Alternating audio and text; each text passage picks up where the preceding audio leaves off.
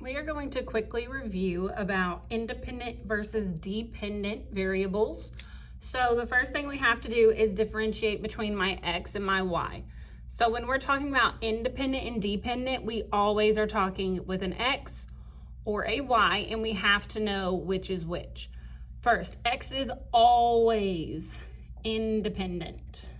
So if we do not know this, we cannot move any further. So we have to know that x is independent. X comes first, so it is independent because it comes first, always. And then I know that my y is always dependent, and this never changes.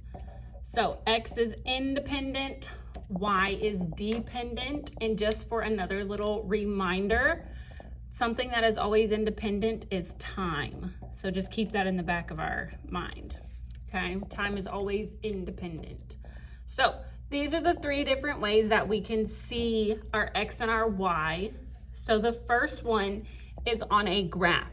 So this is a coordinate grid. So we have points. If I am talking about independent and dependent, we have to know where our x and our y are.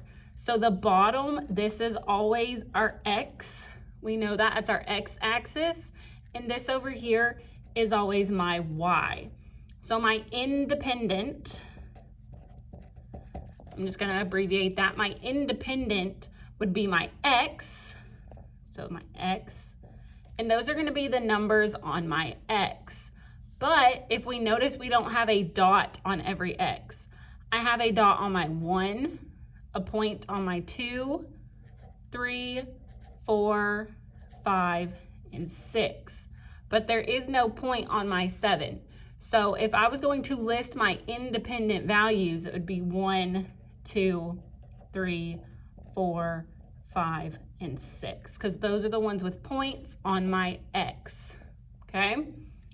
My dependent, again, that's our y. So we go to our y-axis. And in between 5 and 10, we can say that's about 8. Over would be 15. Be about 22 maybe. 30.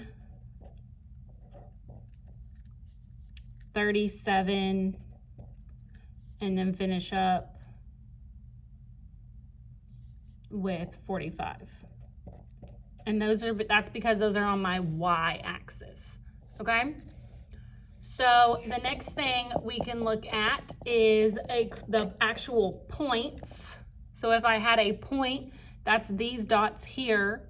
So if we actually wrote out the points, I still have an x and a y. And we know we can label these. So what comes first, my x or my y? My x always comes first, and then my y. So my independent, in this case, which is my x, would be the 12. My dependent, which is my y, would be the -5. It's as simple as that. Label, first is always your x, your second is always your y. And then lastly, we have tables. So in a table, just like in the coordinate point, my x comes first. So this first row is my x, this second row is my y. So my independent, my x, are these numbers over here. My dependent would be my y, which are these numbers over here. So you label just like you would a point if it's up and down.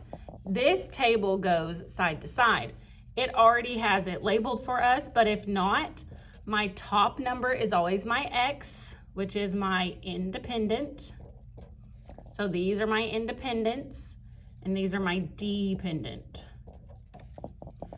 So no matter what, x is always independent, y is dependent, and whether you have a graph, a point, or tables, you need to label your x and your y.